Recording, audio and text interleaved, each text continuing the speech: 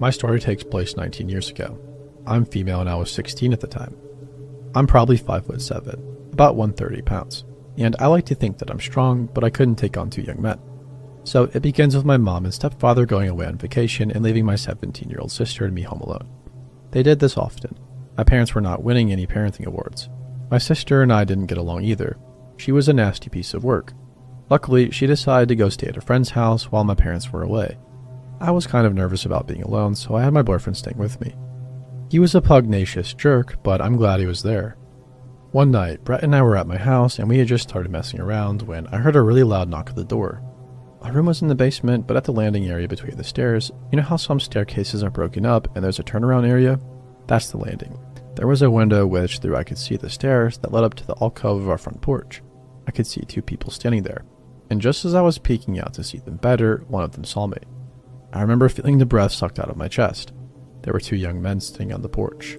It was almost midnight and I had no idea who the heck they were. The guy that saw me let his friend know, and they both looked in the window and asked me to come to the door. My boyfriend had gone upstairs to open the door, and I remember freaking out because I had told him not to.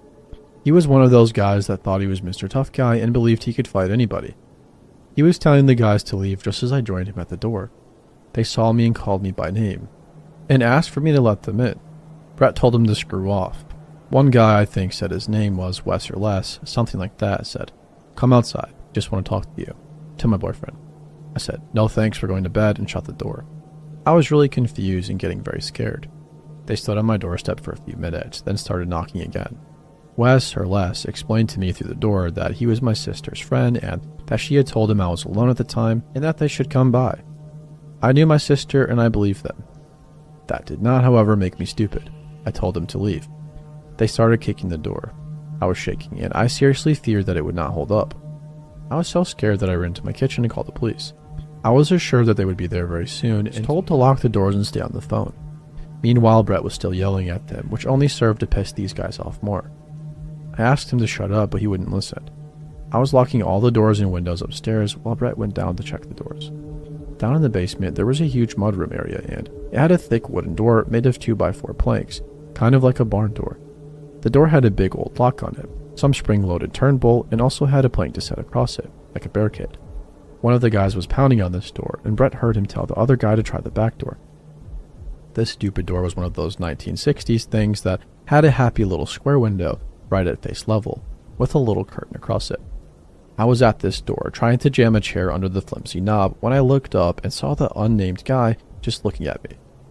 I screamed, and the dispatcher asked me if I was alright. I barely squeaked out that one of the guys was looking right at me through the window. He was older than me, probably about 20, and he was tall. He looked very scary. His dark eyes were drilling into me. He wore this creepy, placid smile on his face. I had never seen this man before, but he knew my name. He tapped on the window with one finger, never breaking eye contact, and said, "Becky, let me in." I couldn't breathe. The knob was rattling as he was messing with it. He said again, "Let me in, Becky. I just want to see if you're okay, and I just want to talk." He stared at me. I didn't say anything. I was just 3 feet from him with my back pressed to the fridge when he suddenly started beating on the door and screamed, "Let me the F in this house. If I have to break in, I will kill you both, so just open the door." He looked absolutely maniacal. Then there was a loud knock at the front door, and the man went silent. He gave me the most hateful sneer I'd ever seen. I heard shouting, and he ran down the back stairs and into the woods along the back of my yard. Brett had gone to the door. It was the cops. There were 2 female officers at the front door, and one was just starting to raise her voice, asking where I was when I came to the door too. I was so relieved, I started crying. I told them they had run away through the woods. Luckily, the woods were not deep. They actually ran along the bank of the large river, and there was a bridge just up from where the woods met the road. One officer ran around the back, while one stayed to get a description and take my statement.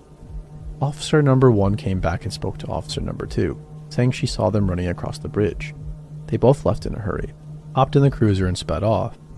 I was still crying and shaking, but I was absolutely furious at Brett for riling them up. I went to make myself some tea, thinking of all the things I could kill my sister with when she got home. I had so much anger, fear, and adrenaline pumping through me, I could have ripped her to shreds at that moment. 20 minutes later, the cruiser came back. There were 2 guys sitting in the back seat, and the officers wanted me to confirm it was the right guys. I looked through the window and saw them. They still looked terrifying to me. They were in cuffs and could not get to me, but I would not get close to them. Neither would look at me. I confirmed it was them and we spoke a bit. I told the cops about my sister, suggesting that these two men should come see me. Officer number 2 kind of mumbled. What an absolute bitch. I had to agree. I pressed charges for attempted forcible entry, property damage. They had broken a window in the living room, trespassing, disorderly conduct, and attempted assault. Initially, they both pleaded not guilty, but later admitted to some of the charges. They both got 18 months in jail and were forbidden to contact me or my boyfriend ever again, and to be at least 500 meters from me at all times. I have never heard from them again. I confronted my sister about it, and of course she denied it, then laughed about it. Laughed at me. She was an awful person. I have no idea what their true intentions were, as they maintained that they were just there to talk to me. I'm thankful I didn't have to find out.